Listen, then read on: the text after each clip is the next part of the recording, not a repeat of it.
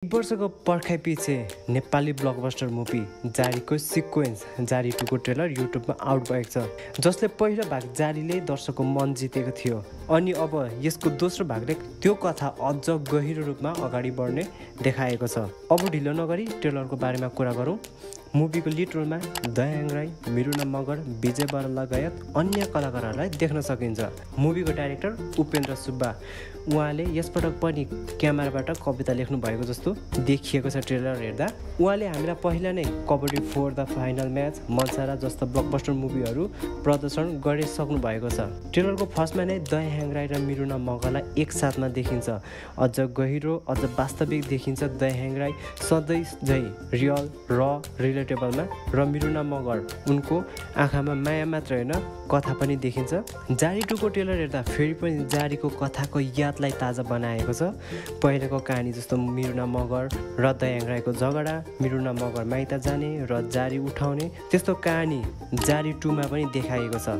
तर जारीको भन्दा अझ भावनात्मक देखिन्छ, जहाँ प्रेम, संस्कृति र सम्बन्धको सङ्घर्षले ठुलो भूमिका खेलेको छ र संवादहरू पनि ठ्याक्कै लोकजीवनसँग मेल खाने, हाँस्य र हृदय छुने खालको छ। ट्रेलरलाई पुरा हेर्दा थाहा हुन्छ कि जारी मुभीलाई जहाँबाट छोडेको थियो त्यहीँबाट नै स्क्रिप्ट अगाडि बढेको छ।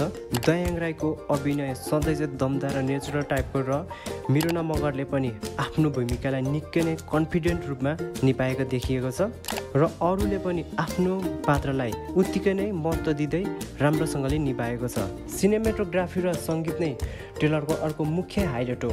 गाउँको परिवेश, परम्परागत संस्कार सबै कुरालाई पर्फेक्ट रूपमा देखाएको छ, कुनै पनि कमी छैन।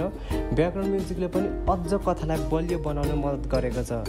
यो फिल्मले फेरि पनि सबै दर्शकको मन जित्ने सम्भावना निकै बलियो देखिन्छ र यो मुभी 2082 कार्तिक 21 नोभेम्बर 7 मा नेपालको हलरमा रिलिज हुने तयारीमा छ।